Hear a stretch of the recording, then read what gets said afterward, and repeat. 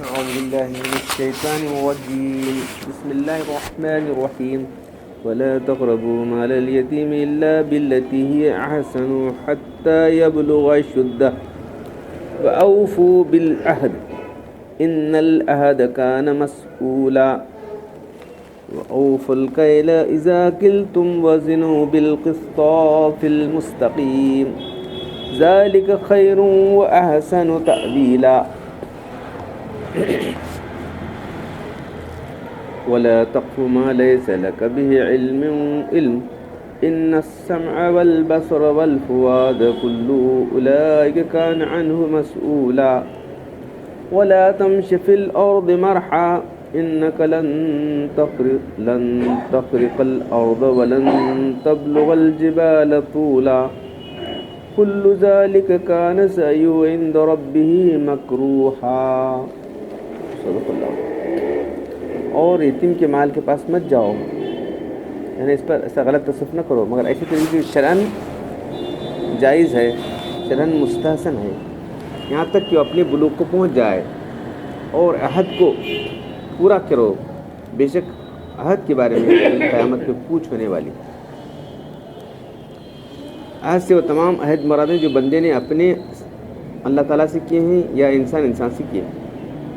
اور جب ناپ اور تول کو دے تو پورا ناپ تول دیا کرو.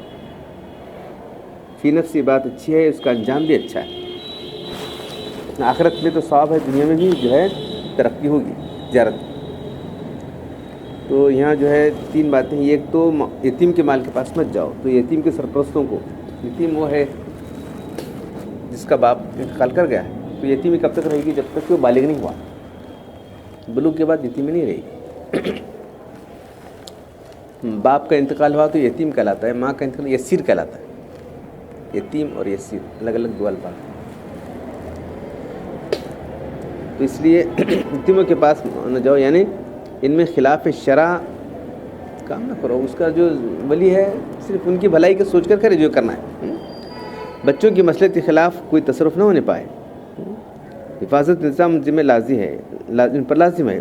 بڑی احتیاط سے کام کرنا چاہیے. یتیموں کی مصلحت دے کر خرچ کریں، اپنی خواہش یا بے فکری سے خرچ نہ کریں.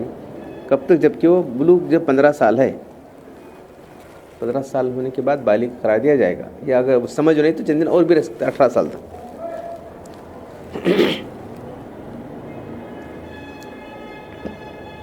ناجائز طریقے پر کسی کا مال بھی جائز لینا جائز نہیں ہے، لیکن یتیموں خصوصاً ان کے کوئی حساب لینے والا تھے نا، انہیں سب کرنے والا جو کرا صحیح ہوا نہیں. تو اس لیے کوئی انسان مطالبہ کرنے والا صرف اللہ تعالیٰ ہی دیکھنے والا ہے. اس لیے فرمایا کہ ان کے بارے میں لوگ کوتاہی کرتے تھے، اس لیے تنبیہ کی. اس کے بعد فرمایا اوفوا بالعہد، عہد کو پورا کرو. عہد کے معنی قول و قرار، کوئی معاہدہ. تو ایک وہ معاہدے ہیں جو اللہ تعالیٰ انسان اللہ سے کر رہا ہے. تو ایک اللہ تعالیٰ ساری روحوں کو جمع کر کے کہہ دیا عہد الست. پوچھا کہ میں تمہارا رب نہیں ہوں؟ تو سب نے کہا بے شک تمہارا رب ہے. تو کیا ہم نے کیا معلوم آرام روح ہمیں کریں کہ نہیں، کیا معلوم ہے؟ یہ سوال آتا نہیں. تو اس کا جواب یہ ہے کہ تم کو یاد دلا رہے ہیں ایسا کر کے تمہیں. تو ہر انسان جو اللہ تعالیٰ کو مانتا ہے اسی وجہ سے مانتا ہے. انکار کرنے والے بہت کم ہیں. جو ظاہر طور پر انکار کرتے ہیں، انکار کرنے والے بھی دل میں ہر انسان اللہ کو ماننے والا ہے. تو کیسا مانتا ہے وہ جو ہاں میں تمہارا رب نہیں ہوں، تو ہاں اگر بول کے نا اسی کا اثر ہے. اسی کے اثر سے انسان اللہ تعالیٰ کو مانتا ہے. وہ فتروں کو پوج رہا ہو کر، لیکن اللہ کا ایک تصور ہے نا اس کے پاس، اسے خدا سمجھ کے پوری غلط بات. تو یہ اللہ کا جو عہد ہے، تو پھر اللہ تعالیٰ وہ ہدیہ دلن کے انبیاء کرام کو بھیجے. تو ایمان بھی اللہ تعالیٰ کے عہد ہے. ایمان لا کر اب ہم جو ہے اللہ تعالیٰ کے احکام پر چلیں گے. اس کے علاوہ کچھ اور عہد بھی اللہ تعالیٰ سے انسان کیا ہے تو اس کو پورا کرنا چاہیے.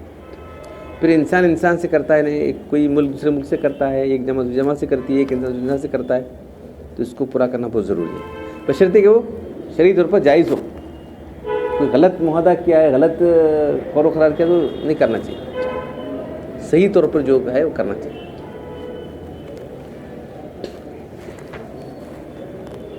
جو خلاف شرع ہیں ان کو نہیں کرنا چاہیے، ان کا پورا کرنا واجب. ہاں، جو معاہدات خلاف شرع ان کو پورا کرنا واجب ہے.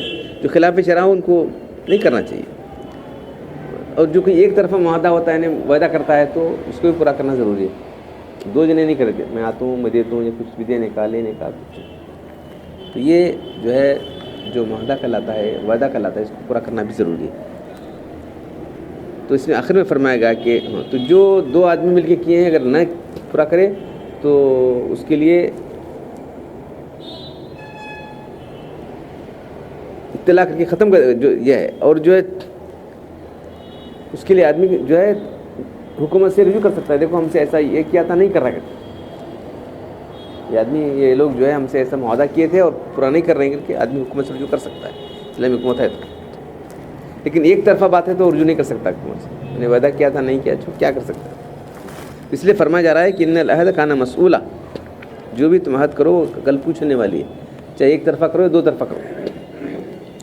اب اس کے بعد اوف الکیل اور پورا دو ماپ وإذا قلتم جب تم ناپ کر دیتے ہو وزنوا بالقسطاس المستقیم اور ترازو صحیح تولو. کہہ رہا ہوں ناپ تول کے بارے میں ہے تو سورہ تطفیف میں ہے کہ جو ہے ویل للمطففین ہلاک ہو گئے جو ناپ تول میں کمی کرنے والے. اب کیا لکھیں دیکھو حضرات فقہاء نے اس آیت میں ناپ تول کی کمی کا جو ذکر ہے اس کا حاصل ہے کہ جس کا جتنا حق ہے اس سے کم دینا حرام ہے. اب اس لیے اس میں داخل ہے کوئی ملازم اپنے مقررہ کام میں کمی کرے تو ڈیوٹی کرنا وہ نہیں کر رہا ہے یا وقت میں کمی کر دیا تو کوئی سوچتا نہیں. وہی ملازم اپنے مقررہ ڈیوٹی میں کام میں کمی کرے اتنا وقت دے یا اس سے کم دے یا جو ہے مزدوری میں چوری کرنے وہی کیا کرنا ہاتھ لاتے بیٹھنے کام نہیں کر رہے ہیں. تو کتنے لوگ ہیں دیکھو کتنے لوگ صحیح طریقے سے کما رہے ہیں کتنے لوگوں کا رزق حلال ہے دیکھو چپ جاگ سے کر چھوڑنے کام نہیں کرنے کا وقت پر جانے کا نہیں. کتنے لوگ وقت جاتے ہیں بتاؤ یہ چھوٹا سا مسئلہ کر کے لکھ دیں.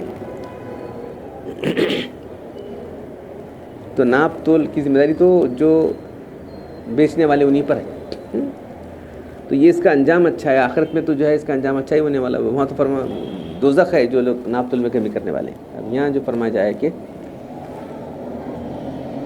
دنیا کے اندر بھی اس کا انجام کیوں جو بہت اچھا تولتا ہے یہ بہتر ہے اس کا انجام بھی بہتر ہے. آخرت کے لحاظ سے انجام تو بہتر ہی ہے لیکن دنیا کے اندر بھی جو ہے جو آدمی صحیح ناپ تول کرنے والے تاجر ہیں ان کا جو ہے بیپار بھی اچھا ہوگا ان کی تجارت بھی اچھی ہوگی. تجارت تو کسی وقت فروغ نہیں جب تک کہ بازار میں اس کی ساکھ اور اعتبار قائم نہ ہو. وہ اس کے بارے امانت داری کے بارے کیسا ہو سکتا ہے دیانت داری نہیں ہو سکتا. اب دوسرے آگے آیتیں فرمائیں ولا تقف ما لیس لک بہ علم اور تم اس کے پیچھے مت پڑو جس کی تمہیں خبر نہیں ہے. بے شک کان آنکھ اور دل سب ان کے کل اللہ تعالیٰ کو پوچھنے والی ہے. اور زمین میں اکڑ کر مت چلو کہ نہ تم تو زمین کو پھاڑ سکتے ہیں نہ پہاڑوں سے بلند ہو سکتے. یہ سب باتیں جتنی ان سب کی برائی اللہ کے نزدیک بہت ناپسندیدہ ہے. جس بات کی تم کو تحقیق نہ ہو اس کی پیچھے عمل مت کرو. ان آیت میں حکم 12 اور 13 ہے. یہاں بات یہ سامنے رکھنی ضروری ہے کہ تحقیق کے درجات مختلف ہیں. ایک ایسی تحقیق ہے جس کا کامل درجے کو پہنچنا ضروری، دوسرا صرف ظن غالب ہوا تو کافی ہے. تو لکھیں عقائد کے بارے میں اصول دین کے اندر جب تک صحیح تحقیق نہیں ہے آدمی عمل نہ کرے. عقائد کے بارے میں بالکل پختہ تحقیق ہونا چاہیے. پہلے درجے کی تحقیق مطلوب ہے اس کے پر عمل کرنا جائز ہے. دوسرے ظنیات فروعی اعمال کے متعلق ظن کی غالب ظن اگر ہے گمان غالب اگر ہے تو کر سکتا ہے. کان آنکھ دل کے قیامت کے روز سوال ہونے والے. تو یہ ہمارے کان آنکھ تو ذرائع ہیں سب دل اس کو جو ہے ریسیو کرتا ہے. تو کیا آنکھ سے کیا دیکھا کان سے کیا سنا سب اللہ تعالیٰ پوچھنے والے. دل میں کیا خیالات کیے کیا عقیدہ رکھا اپنے دل میں دیکھو دل میں کون سا عقیدہ جمایا سنت کے خلاف اپنے دل میں بلا دلیل کوئی الزام لگایا کسی کو. تو سب چیزوں کے بارے میں کل سوال ہونے والا ہے. آنکھ کان صرف فرما گیا لیکن ساری چیزوں کے بارے میں کل سوال ہونے والا ہے. خاص طور پر آنکھ کان جو ہے چونکہ ذرائع ہیں ہمارے اور دل جو ہے اس کو ریسیو کرنے والا ہے وہاں جمع ہونے والی اس سے فیصلہ ہونے والا دل. جس چیز کا تمہیں علم اور تحقیق نہیں اس پر عمل نہ کرو. تو اس کے مفصل اس کے متصل آنکھ اور کان دل سے سوال ہے کہ بے تحقیق کسی پر الزام نہ لگاؤ اور بلا تحقیق بات پر عمل نہ کرو.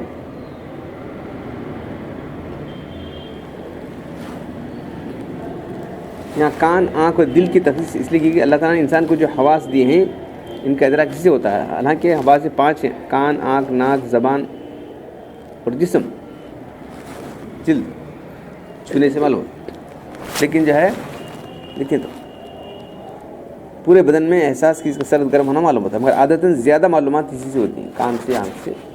اس لیے دو کا ذکر کیا گیا. انہیں تمام چیزوں کو چھونے والی ہے، ان کو نہیں پوچھتے کرو نہیں.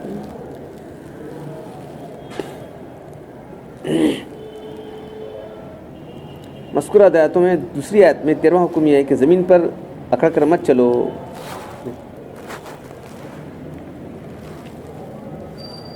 جس سے غرور و تکبر ظاہر ہو جائے.